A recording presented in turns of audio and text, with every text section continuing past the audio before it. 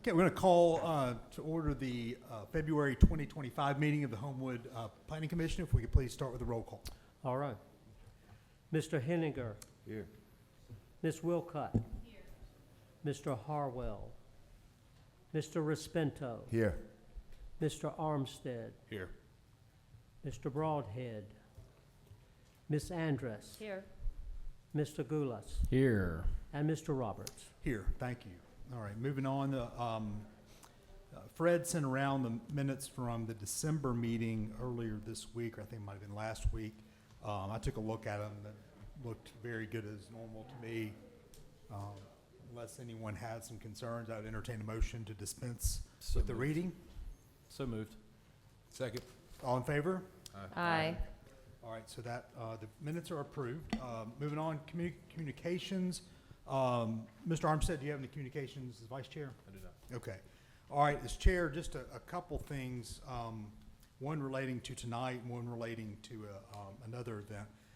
First of all, we are planning on or hoping to have a special meeting of the Planning Commission Subcommittee meeting on the 19th of this month at 5:30 in the council chambers. It will be, be in the committee room. Sorry, thank you. It'll be to discuss a case that's coming up in March. I know we weren't able to determine whether there would be a quorum, so we're gonna, I guess, go reach out this week to see if we have enough people, sufficient people for that meeting. And if so, it'll take place on the 19th at 5:30. The second thing that this relates to tonight, we have two related cases. We know that there's some public input. We've gotten plenty of input from the public electronically over, and I think phone calls, emails, et cetera, over the last few days, and we've seen all that. We see several of you here tonight to speak on the case, so I just wanted to remind everyone, first of all, we're thankful you're here. We appreciate your input. I understand that there's a PowerPoint presentation that's going to be given from some of the neighbors. We appreciate that as well. The one thing I would counsel everyone is if we could avoid in our public comments, avoid repetitive comments. If we try to keep our comments, except for the PowerPoint presentation, which I know is a little longer, if we try to keep our comments to three or 4 minutes, that would be appreciated. And furthermore, if you could, try to avoid repetition. If someone has made the point 2 or 3 times, that we would have heard it by that point. So, with all that being said, we'll get started with new business. There are, again, 2 related cases. They are RZ 25-02-01 and RZ 25-0202. Both relate to 101 to 109 Hugh Circle. One's a rezoning case. One is a final development plan case. The applicant is Kadre Engineering. Whoever's here to speak on this case would come forward now. And this is gonna be a third announcement. I said there were only 2, but everyone who comes up, if you speak, please state your name in the record, give us your address, and also write your name and address on the log on the dais there. Is it your intent to discuss them simultaneously but vote on them separately? Is that the way you want to handle it? I think so. I think that makes sense. I If think the applicant's comfortable discussing both cases at once as opposed to breaking them out. Yes, sir. the zonings. Yeah, we can do that. I'm Brian Hatcher with Kadre Engineering, 5572 Carrington Lake Parkway, Trussville, Alabama. We are here tonight presenting for the development plan for 101 to 109 Hugh Circle and the rezoning of those same lots from currently Neighborhood Plan District NPD to PR2. I've got with us tonight John Chapman with Wind Capital Partners and Gray Plosser with KPS. They'll do the PowerPoint presentation and kind of talk through the specifics of the development as a whole, but in general, this development takes the 101 to 109 existing residential lots. The plan would be into the future vacate Hugh Circle with a future resurvey and a future meeting, and combine that into one lot and do a combination 3-story building, assisted living memory care with 24 independent living cottages transitioning up the hill to the residential behind it to the north. I'll let John kind of talk about their program, what they're doing, and present the PowerPoint as well. But we would like to do both items at one time since they are dependent on each other anyway. Sure, thank you.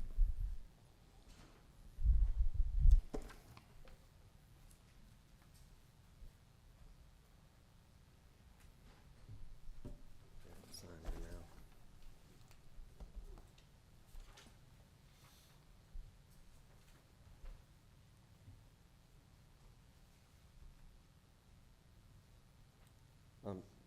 Good evening, Commission. As Brian said, I'm John Chapman, Ferris Properties, 2400 Arlington Avenue. We're pleased to be before you tonight to present what we believe is a very needed and great opportunity for the city and for a lot of our senior residents here in the community. I'm going to be joined by several folks tonight. Again, Ferris is the role of developer in the project. Our architect of record is KPS Group, led by Gray Plosser, who's one of the principals at KPS. And I think also worth noting, a big part of the discussion tonight we anticipate will be the request to rezone from Neighborhood Preservation District to a different residential classification. And so Gray's knowledge and history, he formerly was chairman of the Alabama Historic Commission, and so as part of his work there, he understands fully the historic fabric of a community, both with its buildings and with its neighborhoods. And so I think that's very relevant, and we're glad to have Gray on our team. His group at KPS also performed the master plan for the city back in 2004, which again is now, 20 years old. Time moves quickly, and I guess that's relevant to the discussion here tonight as well, too, with our seniors proposal. But that master plan called out several things that are also still very relevant. That's the commercial corridors that exist, the neighborhoods that exist, and how we transition appropriately from those neighborhoods into the commercial areas as well. Brian Hatcher just spoke with Kadre. He's part of our team. Our operator for the project is Atlas Senior Living. They're a Birmingham-based operator. They operate regionally throughout the Southeast. They currently operate 36 seniors-specific facilities across the Southeast. And so I'll be fielding questions as they relate to operations tonight, but they're on our team, and we're glad to have them. We have a 10-year relationship with their principals. We're invested in several projects with them.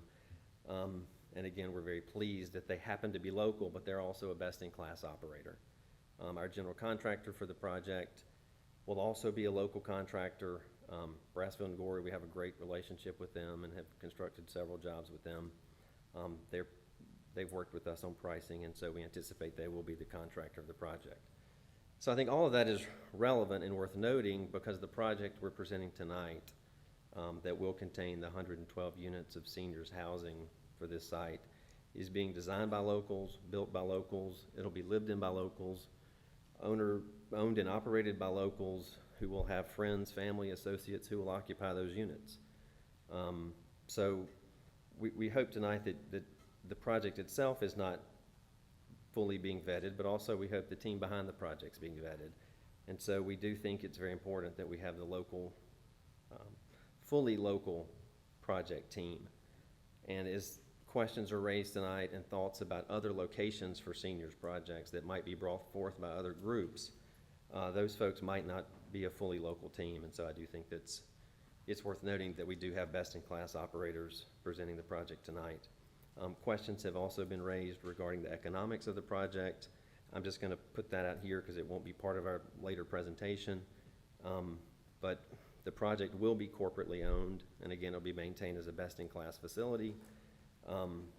Anticipated ad valorem taxation would certainly be multiples of what it currently is on the tax rolls at currently.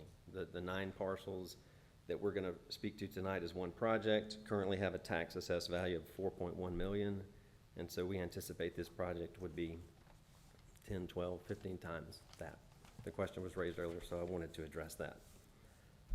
As it relates to our interest in the seniors housing deliverable and confirmation of the need, we engaged a firm known as Senior Market Research Associates. They're a national seniors housing research firm.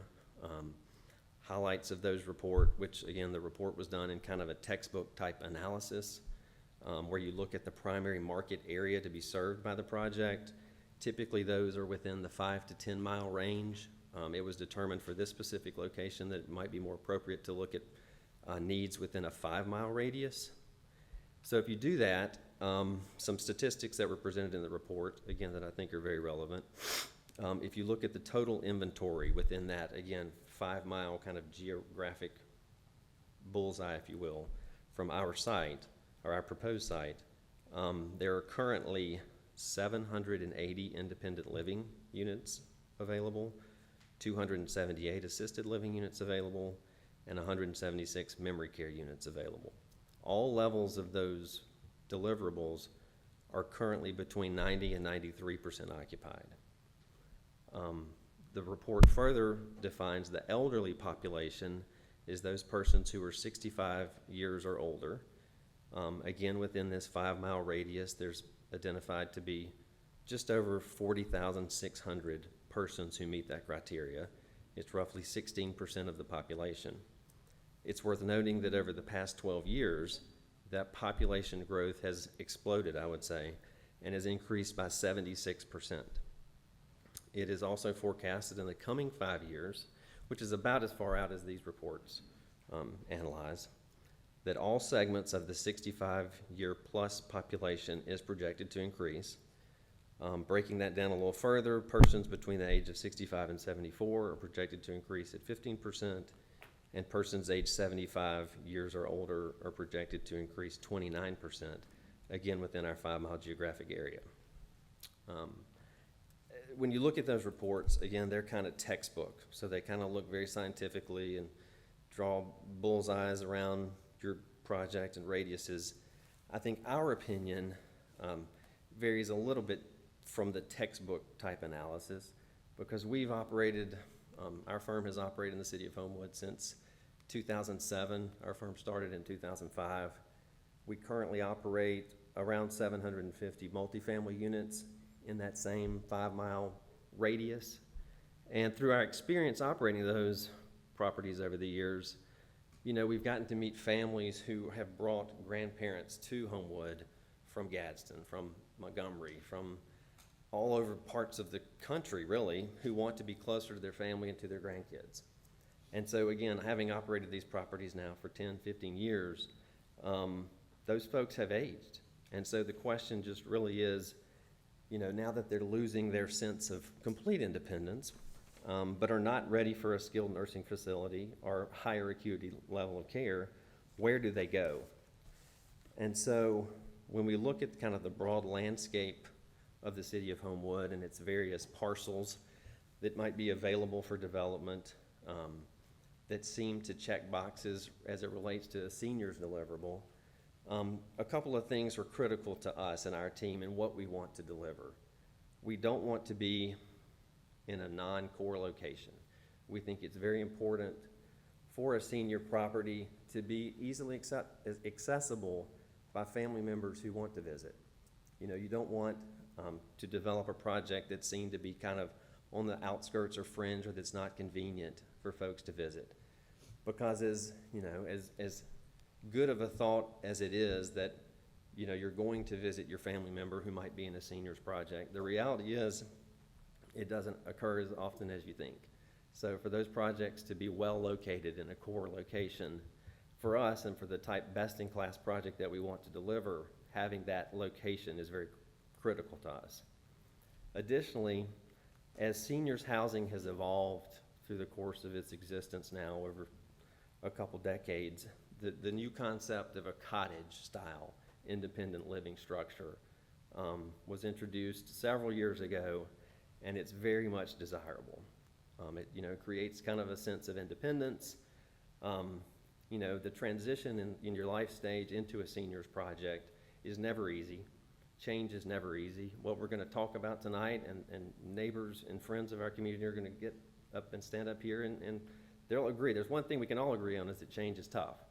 And so to transition into seniors housing, when you have a cottage deliverable, that independent living concept is an easier sell to family members to get them into a seniors community. And once they're there, then they can more easily transition into a higher level of care, whether it's assisted living or memory care.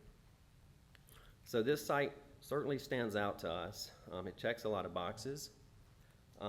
Gray is going to take the mic here in just a second and describe to you his opinion of the site and its relevance and why we believe a change from MPD to a PR2 zoning makes a lot of sense.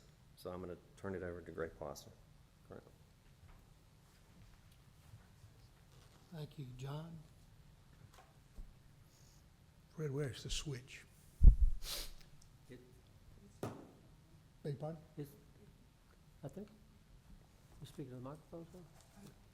No, for the, They have it in the back, oh, so you'll just tell him next slide. oh, gotcha, thank you. It's my age group. I hate to be the object of research. But I can attest to all of those things. So, next slide, please. I want to talk about the site. I suppose I'm a potential candidate for it. Our firm does a fair amount of this kind of work, and it is changing very rapidly. My daughter's an architect, for which I'm very proud, but she specializes in housing for the elderly, or perhaps more specifically, helping people to age in place in their existing housing. Because there's a lot about most housing that's universal that is not necessarily the best for folks as they become older. We have done some of these cottages that John was referring to. They are very popular. But there's more to them than just a cottage. They're actually things that are purposefully designed to make it easier and safer for the elderly to negotiate them and live in them. So, so with that, let me talk about the site a moment. You know where it is, the red, this is just a Google screenshot of the area. I have a request from the back.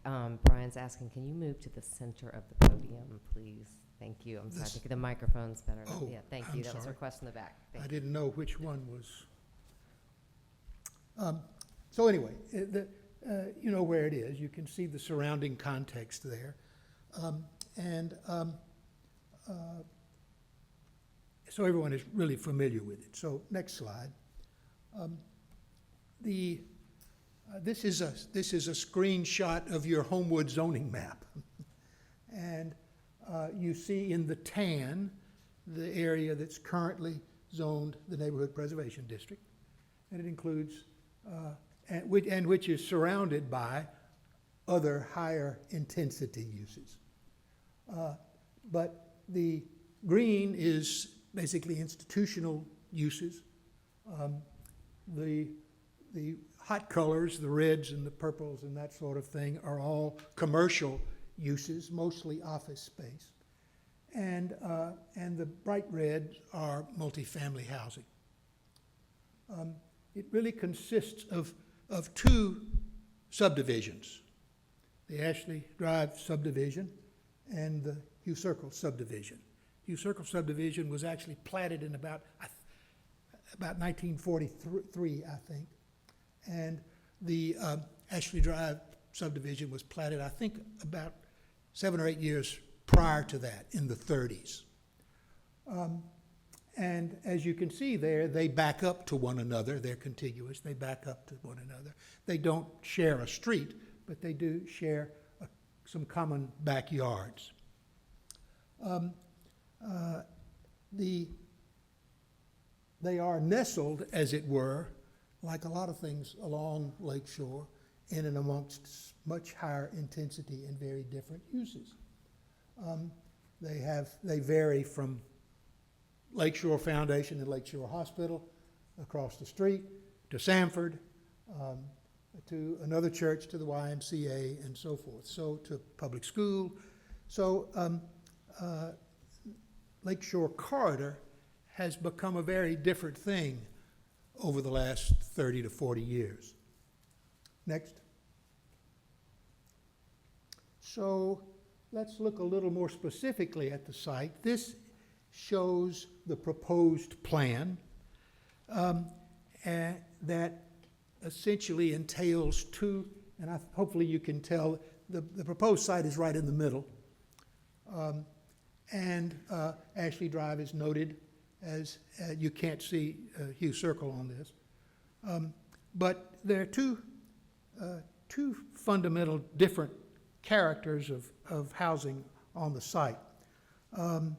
Essentially, the development entails single-family type housing for independent seniors, mostly couples who wish to downsize their housing, secure additional amenities, access to services, and so forth. Just like they would mostly in a regular single-family neighborhood. All are single-story. Most of them have carports, and for those who wish them, but many will not drive. The housing part is located adjacent to the single-family housing on Ashley Drive. So we have, in essence, single-family housing backing up to single-family housing. And it is a little more dense in terms of the number of units per acre, so to speak. But nevertheless, the north part of the site furthest away from Lakeshore, is devoted to those cottages, as John was describing. The southern part of the site is the assisted living building, it's 3 stories high. It's adjacent to Lakeshore Boulevard, where the more similar sized buildings and scale of buildings exist. And it's also the farthest away from the Ashley Drive subdivision on the property. So you can see there First Baptist Church and the parking deck for Sanford's office buildings over there. All are larger buildings, also bordering the neighborhood. Next slide. This is a little closer view of the site development plan. And it shows the layout of the building, streets, sidewalks, landscaping, automobile ingress and egress to the site. As was mentioned, the proposed ingress egress is from Old 31.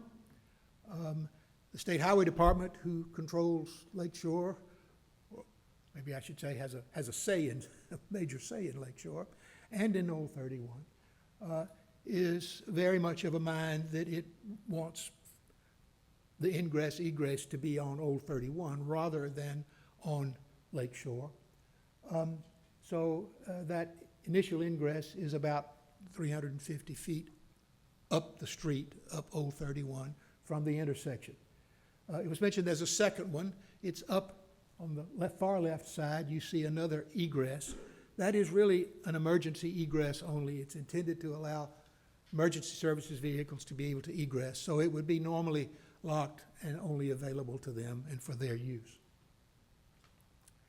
There's also, you can see a connection on the right, which connects over to the First Baptist Church parking lot. We also had a traffic study, a preliminary traffic study done by Skipper and Associates consultants to assess the trip generation for vehicles that would be associated with this development. It's a science, I suppose. It's a little dark to me, but nevertheless, they use tables that are developed nationwide by the National Association of Traffic Engineers. They update them regularly, and they do them by building type, and they survey them regularly and so forth. So they use data from those tables, and they did so based on the bed counts and so forth in this project. They ascertained that during morning peak hour, that this development would generate one vehicle in or out every 4 to 5 minutes. And during the afternoon peak hour, every 3 to 5 minutes. That squares, and the peak hours are a little bit different. They're not exactly the 8 and the 6 because the shifts are different and so forth with staff, which actually spreads them out a little more across a 24-hour period. But the net effect of that projected vehicular activity is essentially that it would be unnoticeable. In other words, given the traffic on the adjacent streets, that impact is something less than 3 to 4%. And therefore, at one vehicle every 4 to 5 minutes or every 3 to 5 minutes, essentially it's not going to be noticeable. So the project will conform to all of the city's requirements, whether it's stormwater management or whether it's your landscape ordinances and so forth. All of those we will comply with. We understand them and work with them regularly. In addition, if you look along the very top of the site, that's the area that's contiguous to the Ashley Drive subdivision. That area is proposed to have a buffer area. It consists basically of a 30-foot setback minimum across the back. It varies from 30 to more than 50 feet. As well as a dense 10-foot landscaping buffer closest to the property line itself. And the content and the planting and so forth is described on the plans. And they are intended to be provide year-round kinds of screening, and as well as being very dense. It is important, however, to note that this new development is substantially lower than, or will be substantially lower than what is above it on the north side. So the two lines that you see are section lines. They're as though we sliced down through the site at each of those points, from Lakeshore all the way up through to Ashley Drive. The next slide. And perhaps they're a little hard to see, but these are what we call site sections. And the gray area on the bottom is the dirt, is the earth. On the far right is Lakeshore. On the far left, up at the top of both, you see houses drawn there. Those are houses on Ashley Drive. And you see the development in between. There's a dash line that goes across the top of both sections. The dash line is where the existing grades are. And you can see here that the site, particularly on the uphill side, on the left-hand side, is being lowered. That's in order for two reasons. Number one, because the site is has a fair grade to it, and we want to be able to make the site meet accessibility standards for vehicles as well as people walking.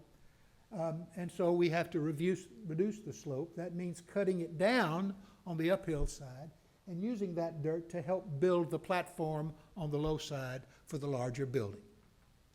It balances on the site, but the result is that those single-story houses sitting in the middle there are significantly lower than the houses are now on the upper part of Hugh Circle. There's one other line up there that I'll refer you to. There's a red dashed line on the upper section. That red dashed line is the height, the maximum height of single-family houses, current zoning, that could be built on that site as the grades sit currently. So Homewood's ordinance says 35 feet. So that line is what could be done there. under the current zoning. You know, today we don't build single-story homes for everybody. Everybody wants a two-story home. It's the way you get more square footage on little lots, I'm told. But that's the norm, and particularly in more expensive neighborhoods, that's the way you get additional value and higher prices. So the site section is interesting. It shows the development. It gives you an idea, and you can also see the setback noted up there, wider at the side closest to it, gets narrower as you go up, and you also see the landscape in it that would be planted in that heavily landscaped buffer area. Next slide. So that's the plan. There's a lot I haven't perhaps covered, but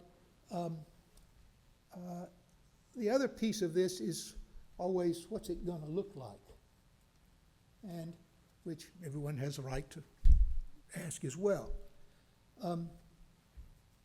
We're fortunate. Homewood, both my grandparents lived in Homewood. I've been hanging around Homewood for a long, long time, and one in Mayfair and one in Hollywood, and getting in trouble occasionally, I guess. But Homewood is blessed with some great neighborhoods, wonderful. And it also is blessed more so than most other residential suburbs in Birmingham with a neat variety of styles, historical. And so this just gives you a picture of that. We go around and look, take photographs to get an idea of what the feel of the neighborhoods are. And this is just some examples. And what you see is sort of two prominent things that stand out a lot in Homewood. One is the Hollywood kind of old Spanish style. The other is what we call Homewood Tudor. And they're generally brick, they have higher pitched roofs and so forth, and Tudor details. But those two things struck us, next slide, as being in part the fundamentals of the character of many of Homewood's older neighborhoods. One other thing, some of you may remember, most of you may not, is the old Hollywood Country Club. It's on the side of the Marriott Hotel. Burned down a long time ago, but I remember it. I used to go swimming over there all the time. It was a great old building, and it's very close to where this site. It's just the other side of 31 Cloverleaf. Next slide. There it is. It was built in that sort of Spanish, eclectic Spanish style, and there were dances and card rooms and food and a huge swimming pool. So we thought that also represented an interesting historical bit of information.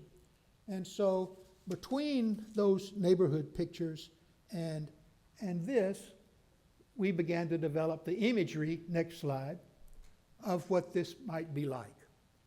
So this is just a picture on one of the internal streets proposed of the development. You see cottages, houses on the left, sort of the Tudor style. You see the assisted living building, the larger building on the right, in that Spanish style. Next slide. Looking back the other way. All this is just intended to give you a little bit of feel for the character, not the nuts and bolts of what it is and the figures and the numbers and the square footages, but what it might look like. It's important to make a contribution to the community whenever you touch it. At least that's our view. We ought to leave it better than when we found it. The basis for that in this case, and in many cases, is oftentimes finding what the key is in the existing and surrounding neighborhoods that you can relate to and hang your hat on. So that gives you a quick look. We also have a little video, if it works. There it is. This is coming up Old 31 and then turning into the proposed development. There is a clubhouse. I probably failed to mention a small clubhouse that's primarily for the independent residents and the people in the cottages. It's right at the entrance, right there on the left. And then you can see the courtyard and the entrance to the assisted living facility there as you come in and drive around. I don't know how they do this, and I don't know how, but it has a Spanish feel to it, and the buildings themselves are meant to be, even though it's a large building, to be residential in feeling. You see balconies and trellises and things that are common to residential facilities. Outdoor eating.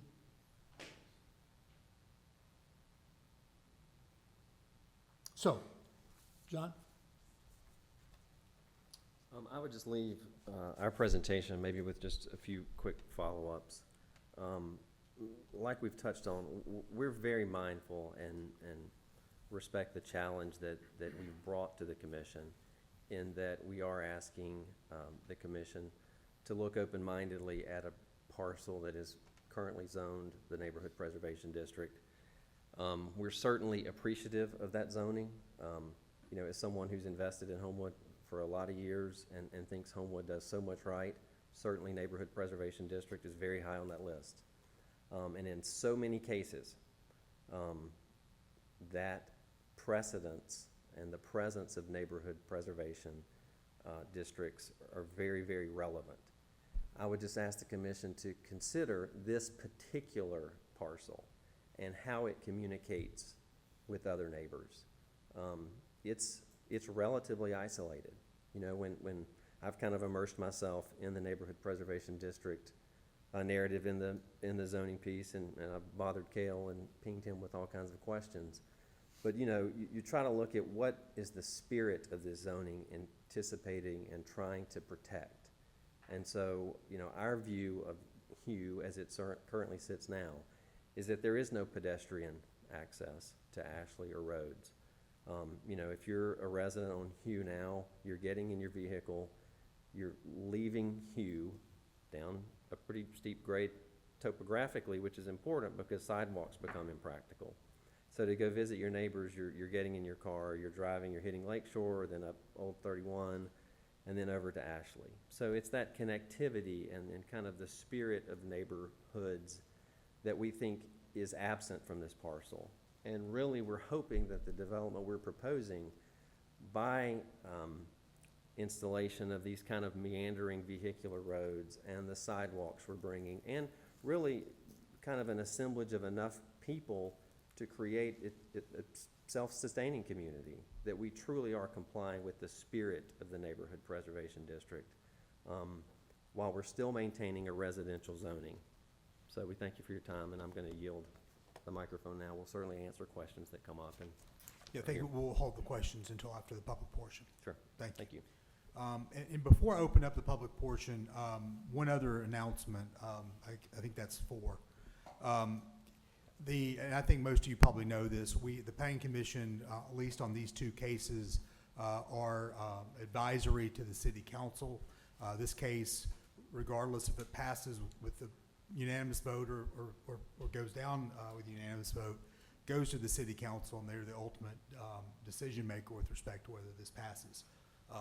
So with that being said, we're going to open, and again with a reminder to try to keep things concise and non-repetitive. With that, we'll open up the public portion of the hearing and ask anyone from the public if they want to come forward and speak.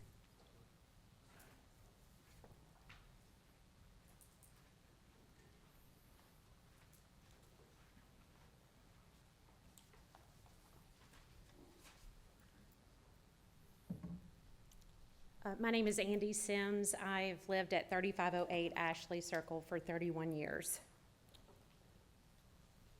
And I'm Jason Hopper. I live at 3510 Ashley Circle, and I've lived there for 9 years.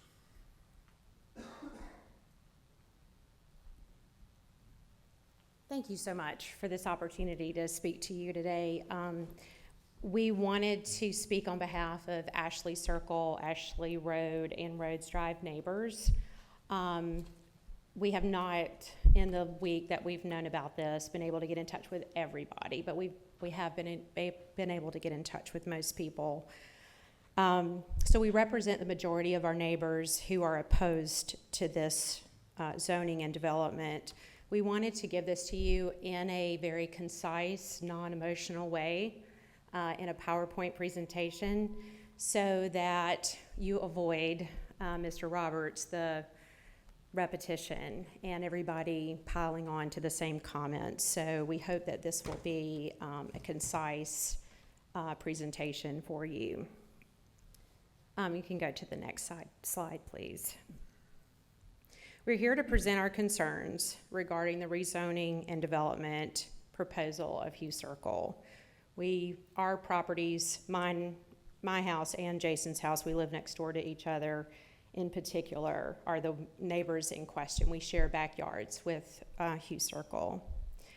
And we're here to advocate for our neighbors, the preservation of our neighborhood's character, and prevent adverse impacts, not just for here and our neighbors, but also for the city of Homewood. We think that neighborhood preservation district is there for a reason. We think it's ironic that KPS put some of those tenants in place for the Homewood City Master Plan, and now, although they're being paid by someone else, is now on the other side. So for the next slide, we're gonna talk about we could talk probably dozens of reasons why this should be rejected, but we're gonna focus in on 7, which I think will be pertinent to your case and your cause. Yeah, I think the first on the incompatibility, and this is the first time I've ever been in front of the council anywhere, and I don't know anything about zoning, so you go to school and you get a letter in your mailbox and go to a meeting on the Sunday. So I'm gonna hit some things, and these are more questions, perhaps rhetorical, and things that, as I started this journey, what does this mean? What's Ashley Circle mean? And what's MPD mean? And it's in the, Article 5, and it recognizes that, Homewood has a commitment to the historical patterns and densities of residential subdivisions. And if you look at even further into the greater goals of our neighborhood, and our whole community, is to increase the number of owner-occupied homes in Homewood. Increase the number of owner-occupied. Next slide. Yeah. Sorry. Yeah, next slide, please, I'm sorry. Yeah, so I think the things I would speak to here are, the reason why that notice went out to 40 people is because we're surrounded by commercial already. We have, to our right west, we have the parking deck of Meredith, or whatever it's called now, DOT, that has fire alarms that go off occasionally, and blinking that happens. So we're sensitive to that district. So our pocket is really the definition of MPD. It's a super scarce property type in our little pocket, and if you look farther, the gentleman made the comment of walking down hills and the connectivity that exists everywhere along Devon. Devon Drive, I lived on Devon for 6 years. So the challenge with Lakeshore, the challenge with MPD is the fact that it is in this immersed area of mixed use. But we would make the case that it's just so precedent setting. You've got an island that's sitting here, and it's being considered to be rezoning into a much higher density thing. And the precedence it sets, we'll get into a little bit longer, but it just creates, so I started digging deeper, and I went deeper into the master plan. And I looked at the vision for Homewood that was articulated by the residents. Focus on neighborhoods. That was the thing. So when I look at the goals, the greater goals, I think there were like 15 of them. Owner occupied really stood out. This is a total rent proposal. This is just a senior level apartment is what I see. It's beautiful, it looks great, but it's renters. And to our north, we have an entire apartment complex that's across the street, super transient. And our little cul-de-sac is MPD, and that's what we got. That's the houses that we have. The other thing I would say is that the intent of the goals of the master plan with a buffer Homewood single-family residential areas from incompatible land uses. And that's one I really struggled with, read deeper into it. And then ultimately, the greater goal was to enhance and preserve the environmental qualities. And I looked at the satellite imagery on the back of the back of this notice, and I couldn't help but realize, like, every tree in our entire backyard is going to be gone.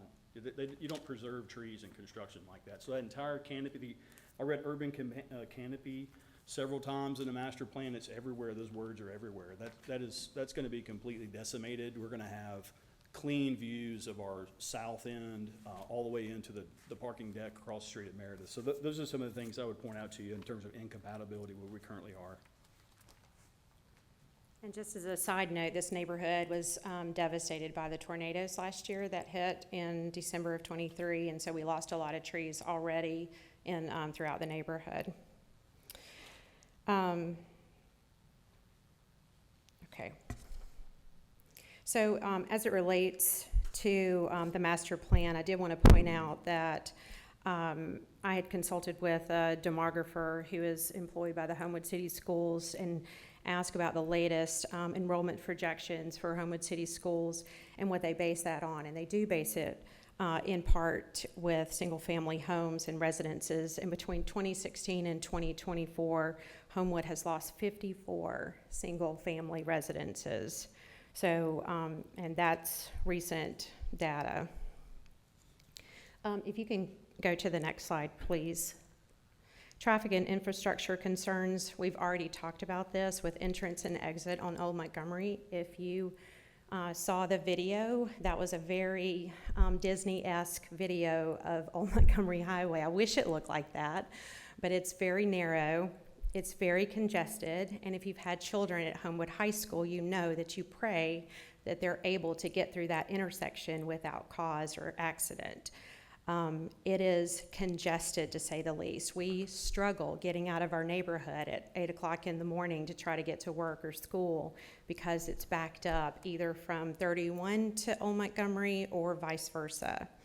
And it cannot be understated that this high-density residential area will add traffic. I know that there are traffic studies, and again, I'm not sure about if they're considering all of the traffic, visitors, deliveries, emergency services, staff, etc. The potential for visitors and staff for special occasions. My parents live at St. Martin's in the Pines, and when we're there, for a special occasion, sometimes the cars spill over into that Irondale community. I think about that, and I certainly think about it now. And then the infrastructure.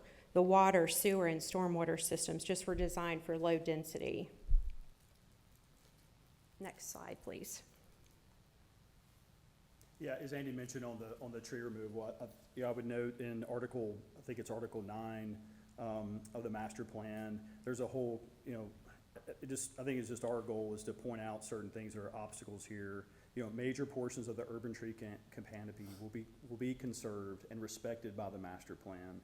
And that's where when I see the application, when I see the material that's shared with us, it creates this friction in the document that's to guide whether we think this is a good idea or not, as well as the feedback from our neighbors. And we've addressed the stormwater runoff. We all know that Lakeshore has a tendency to flood, so this impervious surfaces would allow for more flooding. If you could go to the next slide, please. This is obvious. You guys would know this. If something was like this was being built in your backyard, you would obviously be concerned about noise and light pollution as well. I think in the work session, that was a topic of conversation, the 24/7 operations, the emergency service vehicles that would come with sirens on back and forth. Also, having parents chronically and terminally ill, I know how often emergency services are called to St. Martin's. I know that they use their sirens, and I think about those residents, and of course I think about them more even now. The light pollution, outdoor lighting for parking and security impacts residential. I don't care how low it is past my sight line. It is going to be quite obvious to our backyard. And if you'll go to the next slide, please, on precedent and property values. Yeah, so I was looking deep into the EMS services. So Washington Post analyzed, I think it's a full year or 2 years worth of 911 calls from assisted living facilities. That's increased 30% since 2020. The why there is that the assisted living centers employees are not allowed to pick up patients in certain cases, so they just call 911. That puts pressure on the fire department to come in and pick patients up, and it could just be someone laying right there that needs to be, they call it a lift in place. We didn't have any details in our first meeting on Atlas, so I don't know what kind of level of employee they have there, but that's a question mark of, does that perpetuate the noise level? I think from that perspective, it puts risk on our property values having right behind us, but also it actually, in a weird way, creates this interesting incentive in the community that you can take 9 properties that are MPD, that are worth a certain level, just use estimate levels, a certain level, and you move them over to this other rezoning, and like through some sort of arbitrage, this value becomes so much greater. And I just wonder, like, what kind of message that sends to the community to say, let's buy, block buy land, make a case to convert it to another rezoning type, and then cash in on the value of that. I just think it creates an incredible precedent of the number of people that will pursue the MPD to some higher density to increase the value they hold in Homewood.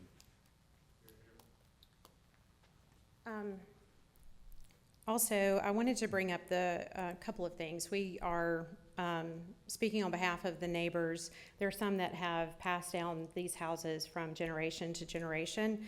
And we have the original covenant with First Baptist of Birmingham, where they agreed to protect and preserve the surrounding community. So I have a copy of that. And, in 27, the First Baptist Church of Birmingham also requested a rezoning at that time. And when we went in front of the neighborhood meeting at the church, they kept telling us they wanted to be good neighbors.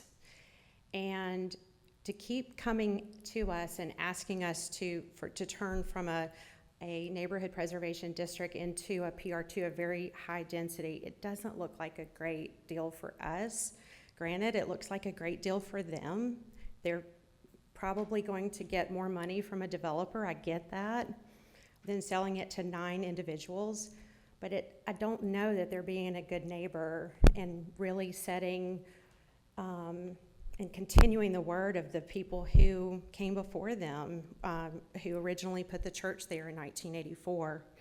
We also, if you'll go to the next slide, have a copy of the 1947, and it was 47, Mr. Plosser, that the Hugh Circle was established. In 1938 is when Ashley Circle and Ashley Drive were established. And Mr. Wright sold the property, and the original intent of his sale was to make sure that it was single-family homes. So I have a copy of that covenant as well. If you'll go to the next slide, please.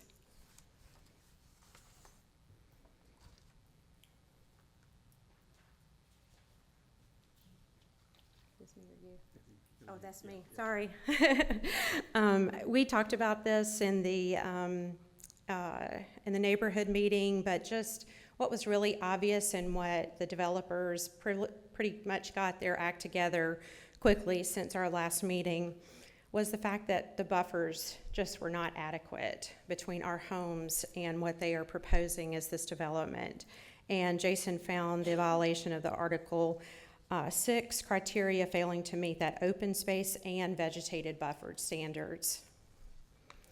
Then lastly, which they seem like they've shored up a little bit since we met a week ago, but the holes in the data research with the traffic impact study, considering congestion, safety risk, and first responder resources, the environmental impact assessment, don't know that that's there. Property value study, I still haven't heard them say anything about what our properties are worth versus what they could be worth or the depreciation thereof if a property like this is on right behind our properties. Anything else? Yeah, I'd have one more statement. In terms of a cure for insomnia, you can read the Homewood master plan and learn a lot, but I did find this passage compelling. The plan is concerned not about attaining so-called highest and best use for every parcel of land in the city. Rather, it seeks to assist residents and property owners and city officials with the much more difficult task of finding and arranging a pattern of the most fitting and appropriate uses and densities of whole neighborhoods that will be compatible with residents and the overall community and the quality of life they share. So we believe that is the spirit that Homewood is founded upon, continues upon, and wants to continue with it with Neighborhood Preservation District. That's the spirit of Homewood. If you'll go to the next slide.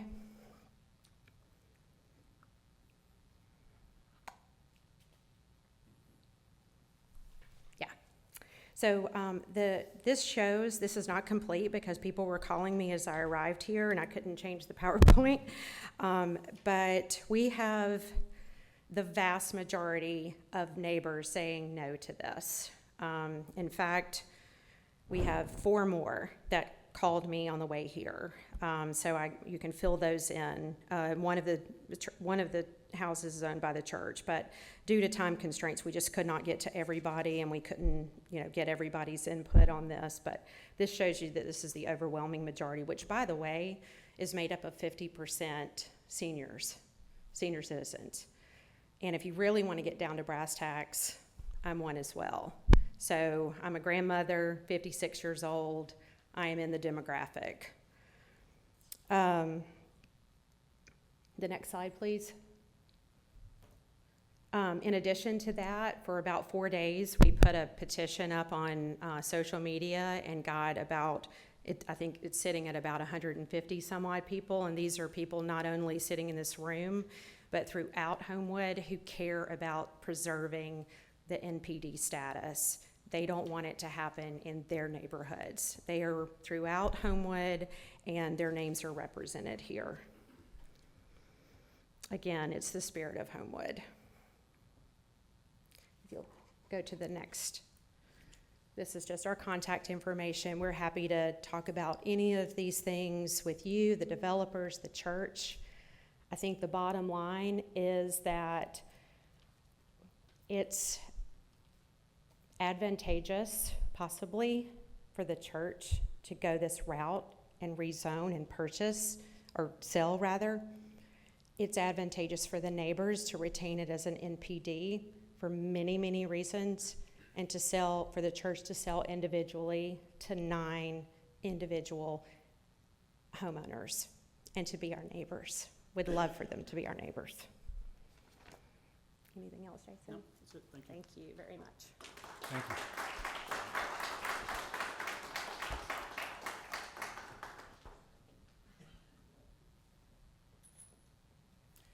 Thank you. Is there anyone else from the public who would like to speak on this case?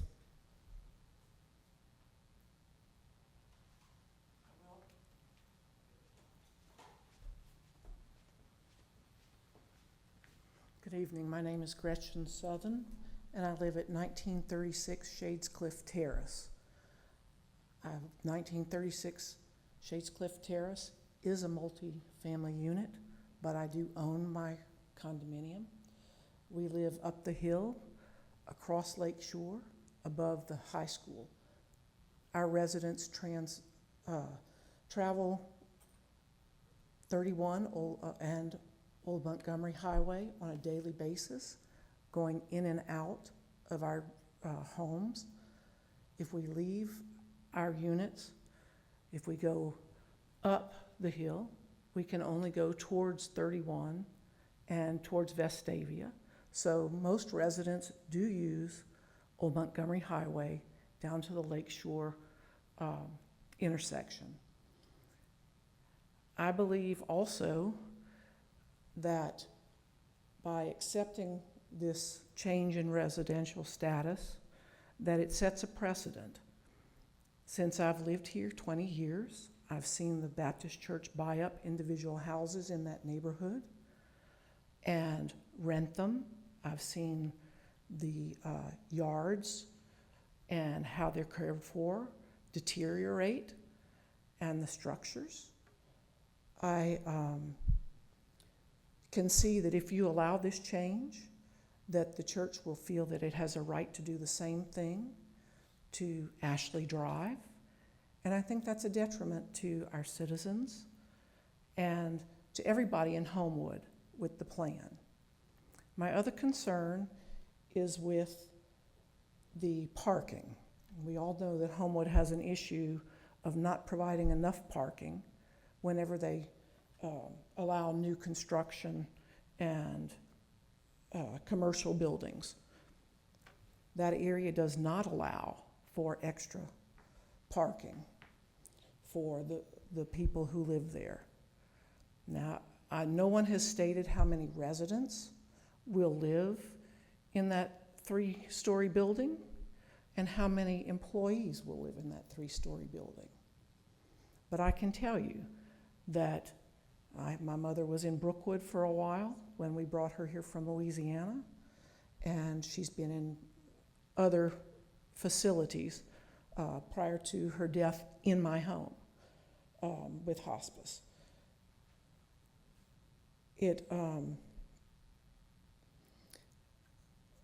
Changes in shifts in medical facilities and facilities like that, they said it wouldn't be a problem, but the high school lets out between 3 and 4, depending on, and there's a lot of high school students in that range when they're coming to and from after extracurricular activities.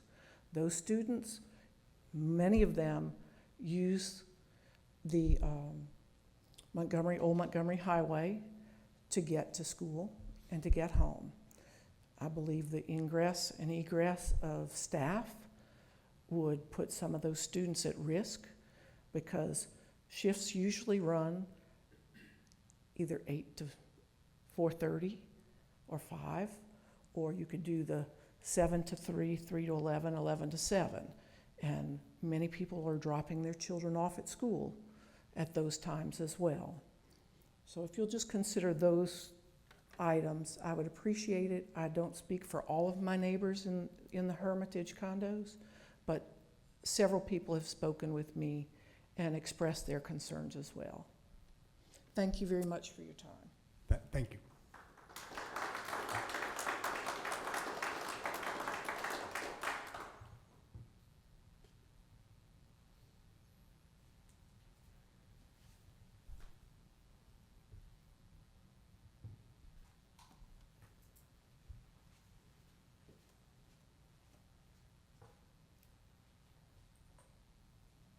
Okay, anyone else from the public seek to speak on this case? Okay, seeing no one, we will close the public portion, and if the applicant could come back up, I guess the whole team, and answer questions from the commission.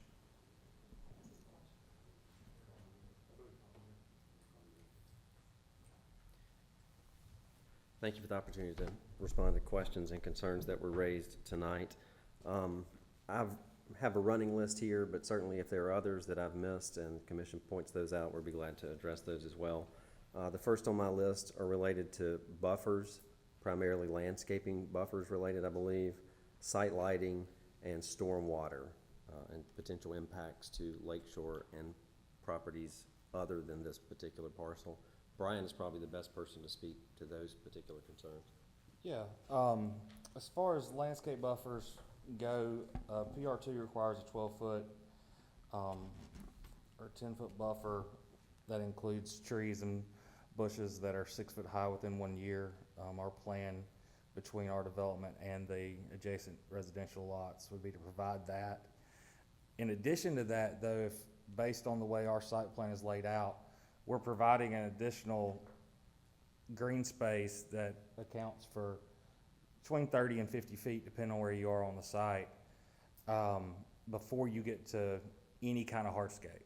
A lot of times we set the building at the building setback line and you go and put the parking in front of it, and then you end up with hardscape between the two. We set this one to where you've got additional green space, not to mention that the houses' roof elevations are 10 to 20 feet down. So as far as buffers go between us and the residential adjacent to us, we're meeting the PR2 requirements and including native species of trees and bushes. As far as site lighting goes, we'll of course have to meet the City of Homewood standards for site lighting. I'm sure it'll be all LED lighting. I would imagine very little street lighting going up the street toward residential, it'll be more residential style, house lights, front porch lights, not high bay parking lights like you would see at a commercial development. That's kind of part of the beauty of this project is you're transitioning up the hill from a more commercial use in the 3-story to a residential use going up the hill. So you transition from normal parking lot lighting that you would see into a residential style that would match more of what would be on Ashley Circle or Ashley Road anyway. Stormwater, we're proposing doing all of our detention underground for stormwater, meet the requirements for the city of Homewood for quantity and quality, tying into Lake Shore. So that way we could ensure a pre versus post meeting of the design. Also, it lets us control velocities and not have any erosion going out on toward Lake Shore.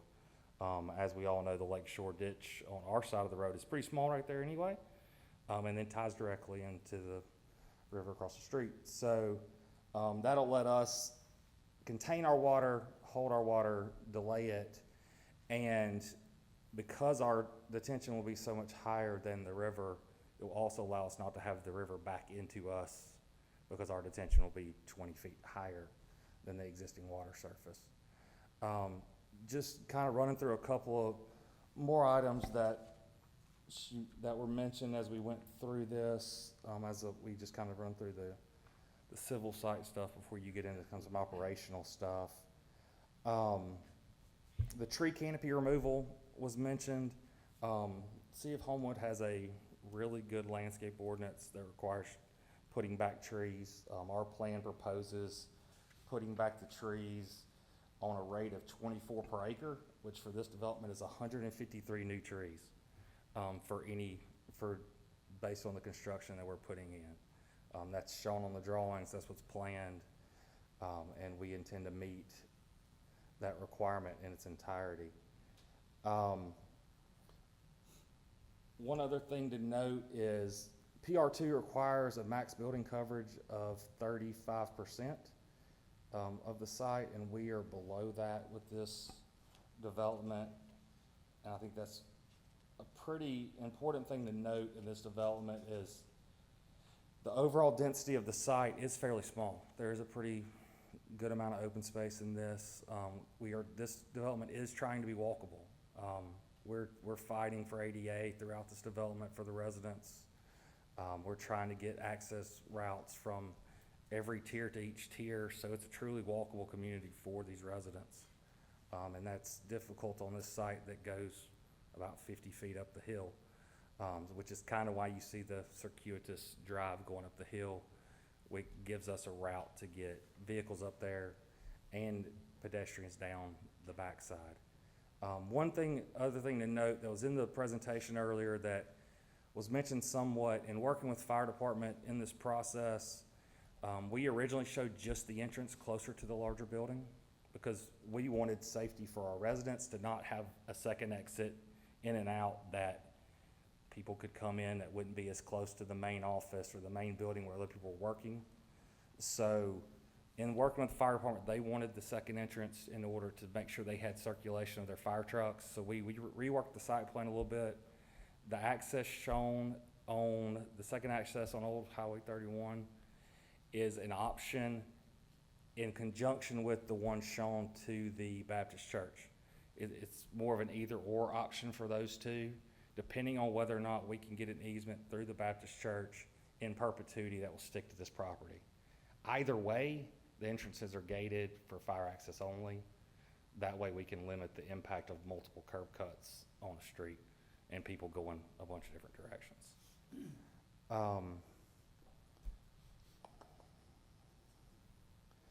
As far as the traffic goes, Skipper Consulting did a trip generation, as was mentioned earlier. They ran peak trips for peak hours for morning and afternoon. That's in your packet.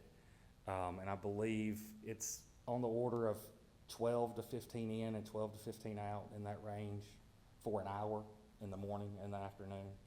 And then the shift times, John can probably talk a little bit better too, but I'm sure those can be shifted to avoid the true neighbor peak time in the lakeshore peak time. Do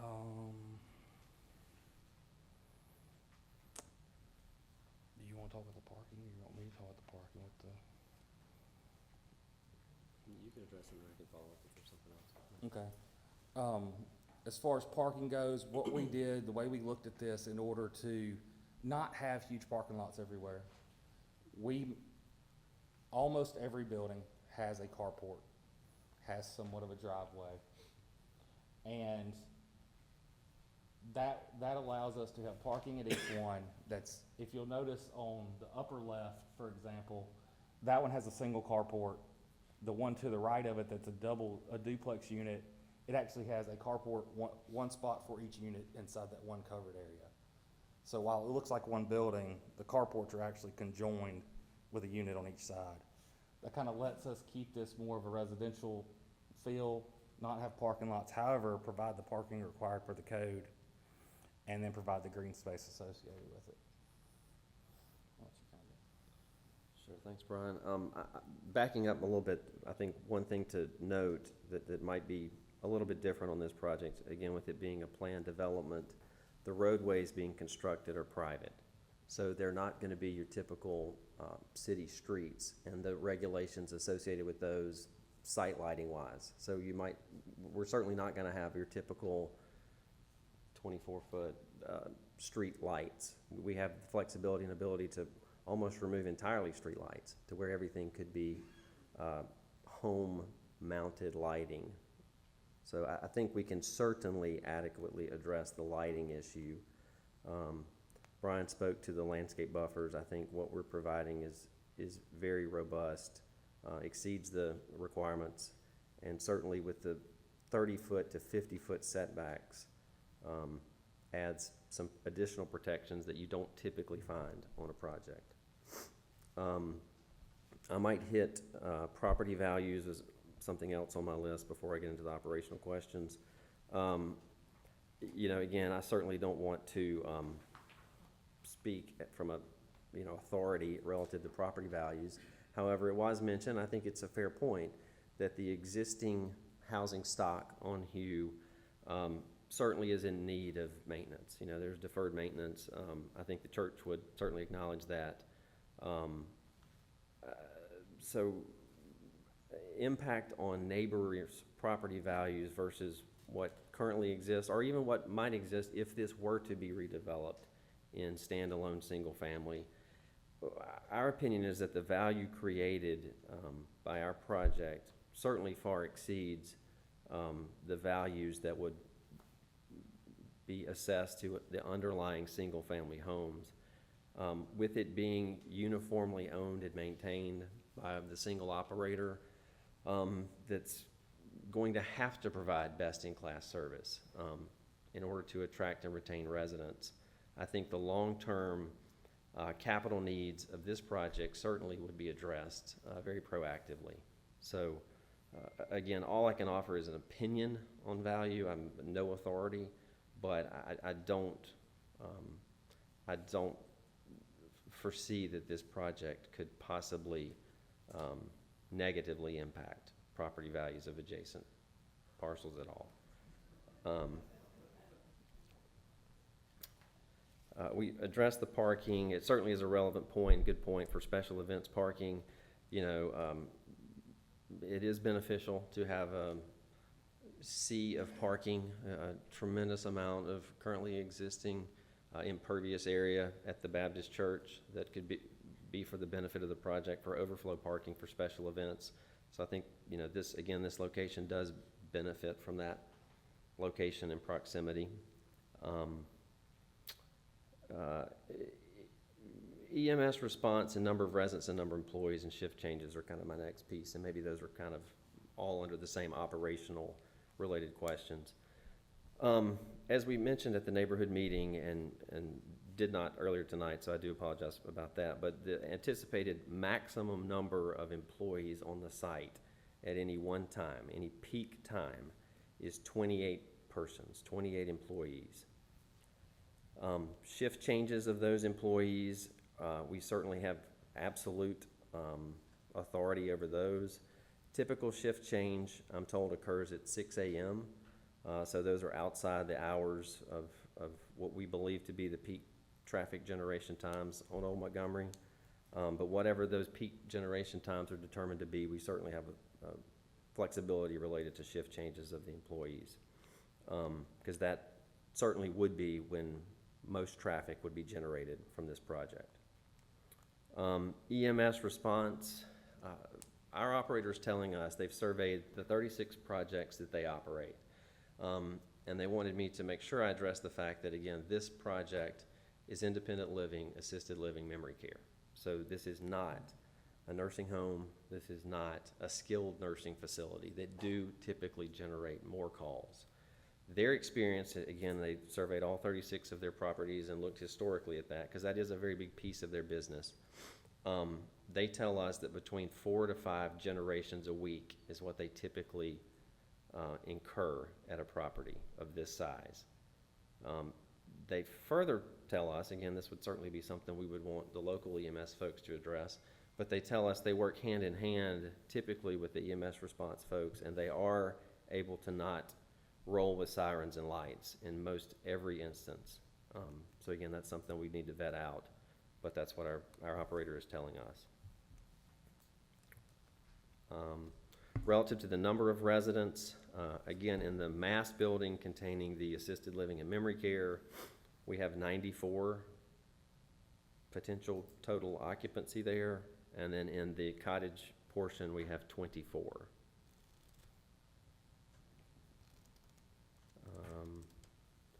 That is everything that I had on my list. I've got one other item that was mentioned earlier, and it was the scale and aesthetics item, which is one of the first ones in the PowerPoint. But I think this property is very unique in that when you look along Lakeshore Drive proper, the scale of the building that we're proposing mimics the scale of the Baptist church, the office building across the street, the parking decks that Sanford owns, and mimics the buildings going down Lakeshore. As you turn up Old 31, that zone transitions into residential, which the northern half of our project mimics. I think one thing that's important to note is the large building on our property actually does not sit as far back as the Baptist church directly next to it. The rear of it does not stick as far back to the north toward the adjacent residential as the Baptist church. It's not as close to the residential as the deck on the other side of Old 31 that Sanford now owns. I think that's what makes this project and this property unique, is this project seems to blend the scale of Lakeshore with the scale of the residential as you go north. And I think that's kind of important to understand in this process of scale and aesthetics of how this zone transitions from one to the other.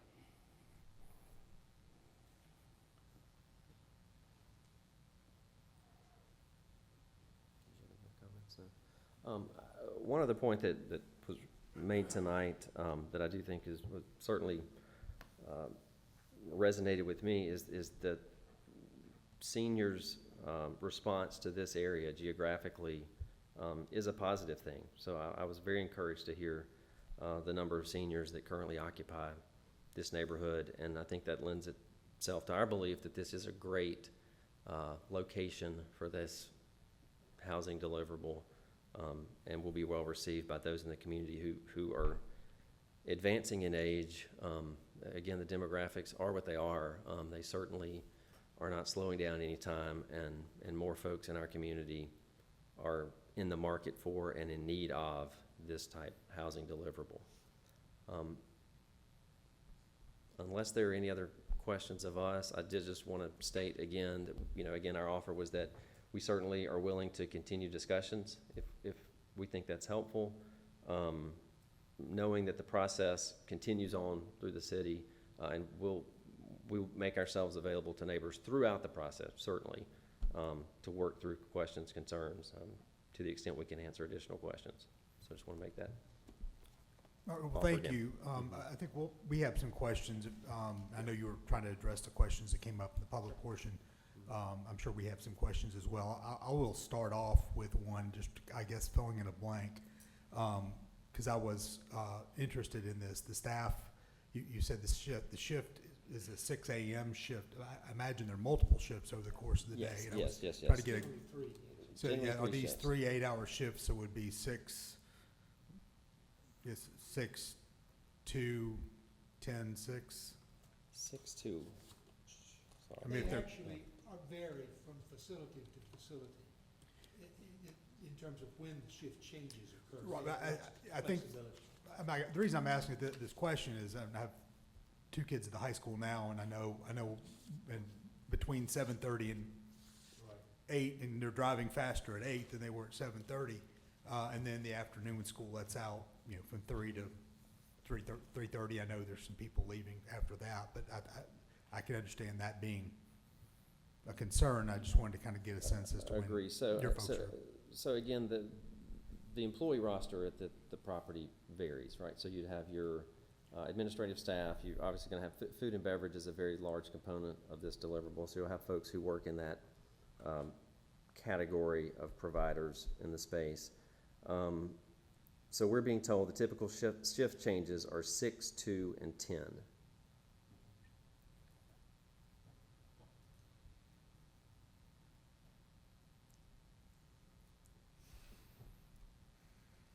Again, we have complete flexibility on that front, but that is the typical that the operator And suggests. where do you intend the staff to park on site? Or I know you mentioned something about the church, hopefully working out something, but as of now, do you plan? That's right. So we're providing 100 parking spaces on this site. There's adequate parking now for the staff to park on the site. Okay. That's right. That represents an option for additional parking or overflow parking, but we're not counting on that.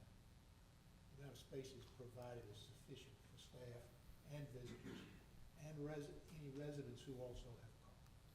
But the intent is to pursue some form of shared parking with the church in the event we have events that need, or a staff change that they need to alternate. Okay.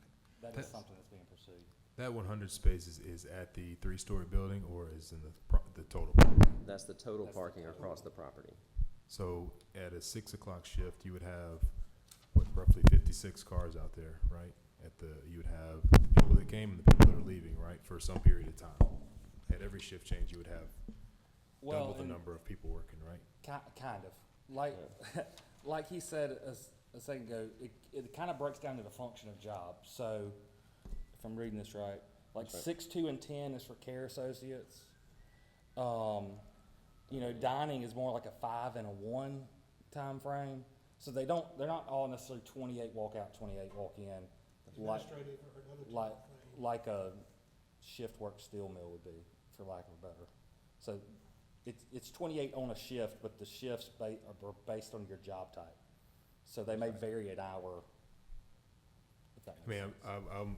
I'm thinking about it more in the way you guys presented was that we didn't have to worry about as much the congested times but now if they vary, then that means that Well, based on what the email they sent us was, dining is 5 and 1 for shift change, so 5 a.m., 1 p.m. And care associates is 6, 2, and 10. now they also did mention, I guess, the support services, right, that need to do deliveries. I guess that'll be at some point daily, I'm sure. That's right. Throughout the day. That's right. Yeah. And again, the traffic study does address that. The traffic study addresses the operations of the property. So that those would numbers you include- gave include. That's right. That Yes. does include all support services to support the property. The unfortunate thing for us, because I'm asked the question too, and I'm trying to drill down to a little bit more analytics into the parking counts, but unfortunately they don't. They can't separate resident vehicular movements versus staff vehicular movements versus service vehicular movements. It's just combined into one operation of the facility. The traffic standards that the traffic engineers develop don't do anything other than count cars all day long. They're not distinguishing Right. whether they're residents, whether they're visitors, what shift they're on, they just count them. And they distribute, and it's all across the 24-hour period. So what they're saying is that at the time which their counts peak in the morning and the afternoon, the impact on adjacent traffic is essentially the equivalent of one vehicle every 4 to 5 minutes. So if they were, that's about, you know, you can't take it and transpose it back to these numbers exactly because they were derived differently. But in theory, the traffic engineering manual includes everybody, but you can't disaggregate them. It's about trips generated per Yeah, use. period. It's just, At what time? yeah. I mean, listening to the presentation from the neighborhood, I would be remiss without saying that, you know, you are gonna replace the trees, but you aren't gonna replace the trees with like trees, right? You got 100-year-old trees you replace with 6-foot trees, so there's a difference there, right? And then you have, you know, a car study, right? But it's not accounting for the fact that Old Montgomery Highway would be a very narrow road for things like delivery vehicles, where kids going back and forth to high school might be an issue for them, or that, you know, we have these emergency vehicles that come in, and it sounds light to say that there's 5 per week. There could be more, but 5 per week is more than they anticipate having today. So there are some drawbacks to that, and I mean, that's very clear. Well, you have institutions that are served off of that street as well, Lakeshore, which is in itself a hospital plus a recreation facility. So, and with food services and all of that sort. So that's happening already there. And our study is not focused on what the conditions are on 31. It's just identifying what the impact on those conditions would be from this facility. Okay? And they've not done current counts on 31. The city has recently, I don't know. I just wanted to make the point that, I mean, they're talking about moving from MPD to another zone, and some of the reasons why it's MPD and why they support that is, as we was discussing, more than just traffic. Certainly. All right, I've got one question. You had mentioned earlier about a transportation board mentioned that, or recommended you use Old Montgomery Highway instead of Lakeshore. Any particular reason why that they made that recommendation, or ALDOT? Yeah, that's who it was. We talked to Skipper Consulting when we started this process. Looking at the traffic volumes on Lakeshore, looking at the traffic on Old 31, looking at the proximity of the red lights to both, and access on Lakeshore, unless it was pushed right next to the Baptist church entrance, which would then be too close to the Baptist church entrance, technically violates the ALDOT access manual. Where Hugh Circle is now technically does not meet their requirements. And so we've approached ALDOT and had a conversation. Their generic stance is always less curb cuts on their roads, the better. And so we haven't gone through the full permitting process, obviously. It's been a very brief conversation, but based on the recommendations of the traffic consultant and some preliminary conversations and going through the management manual of what Lakeshore would look like, that's what led us to that entrance on Old 31. What led us to only have one entrance on Old 31 for true POVs was to limit the amount of curb cuts, to limit the location, and that way you didn't have multiple points of conflict entering a segment adjacent to our property. So the entrance on 31 is limited access. The northern one is gated for fire access only. The southern one is the access to the campus. So not for public use on any given day, it's just. The northern one, correct. So, Yeah, it'll stay gated with a Knox box just for fire department to use. so the main in and out is on Lakeshore. Yes. No, it's the one closest to Lakeshore on 31. And just so I understand, something you mentioned earlier, that the entrances, there was an either or situation. There was an entrance on the development plan going to the church and then the two. Are you saying the fire department's gonna require the second one on Old Montgomery? No, the fire department wants either the second one on Old Montgomery or a connection to the Baptist church parking lot. But we can only get the parking lot one if we can get it recorded in a deed to run perpetuity with that property forever. And that's what we're working through. And so on our development plan, we showed, and it's even noted option 1 or option 2, and says that because the fire department wants a second one, period, and those were his 2 options, he approved. So just procedurally, Fred, I guess if there are 3 on there, we're approving 3, and if they take 1 away, that doesn't require an amendment.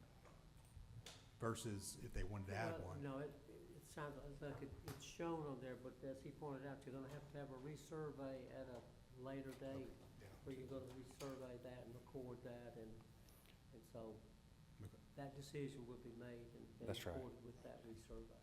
And at that time, the easement on the Baptist church parking lot would be recorded with it if that's the route it goes. So those would all be recorded and come back for a resurvey to here. Yeah, you're gonna have to, This might be a question for Mr. Smith. I think it was Ms. Sims brought up the covenant from Mr. Wright. I would assume if that was a covenant that attached the land as part of like covenant that attached to land as opposed to some covenant in bylaws. Do you know what that is? I had never seen that before. I haven't seen it. Are we aware of any encumbrances on the property that would, okay, Well, we don't know. I mean, we haven't read it, so. okay.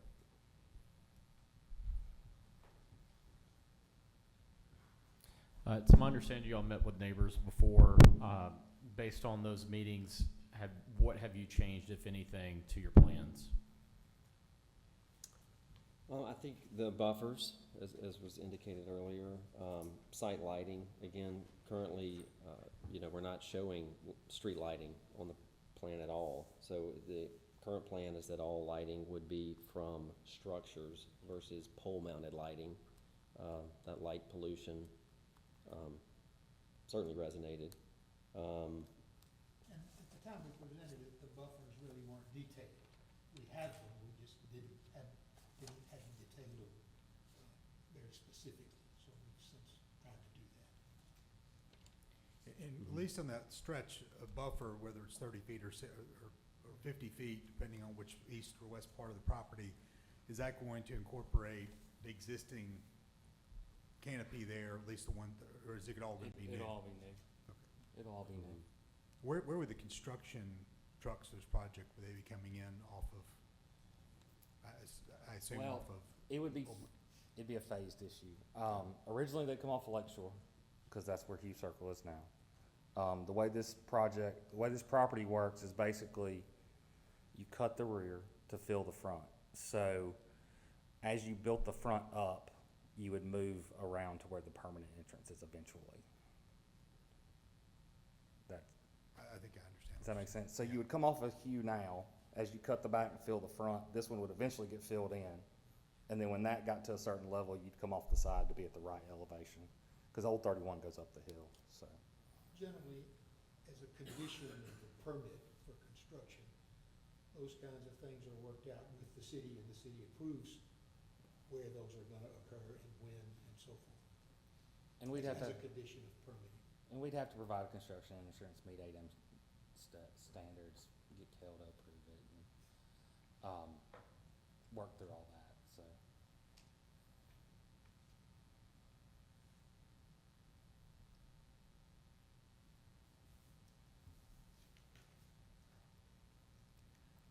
Well, if there are no further questions, I would entertain a motion. I guess we're voting on these first. I have one question. How many existing trees on the property are going to be removed and then replaced with how many? Okay, if the applicant knows the answer to that question, well, I think they've already answered the second part of that, but, I appreciate your question. The public portion's closed, but if you could address that question. I'll answer it. The question is, I don't specifically know a number, because the grading plan's not final. You know, I think the intent would be to always save as many trees as you can to get the project in, because the more you save, the less you have to replace. So, you know, I think the intent would be to save what we can, but I don't have a count right now. We don't have a final tree survey, and the grading plan is still preliminary. It works, but it's preliminary. So until that's finalized, you know, there may be a tree well scenario, or save 1 or 2 here or there, or save 10 here or there. We just don't know at the moment. All right, thank you. And with that, I'll entertain a motion for RZ-2-01. With the reminder that all motions have to be made in the positive, I would move to approve. Are we doing them together or separately? I will do them separately. Okay, and did you want to start with the rezoning or with the development plan? I think rezoning. RZ 250201. Second.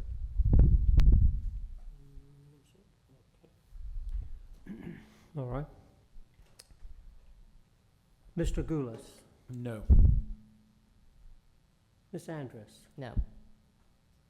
Mr. Henninger, Yes. Mr. Armstead, No. Mr. Respento, No. Ms. Wilcott, No. and Mr. Roberts. Yes. So your first case, we'll go forward to the city council with a 5-2 negative recommendation.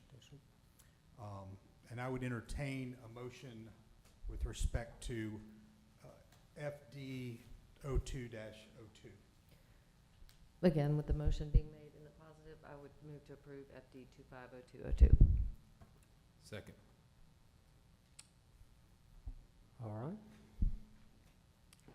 Mr. Goulas, No.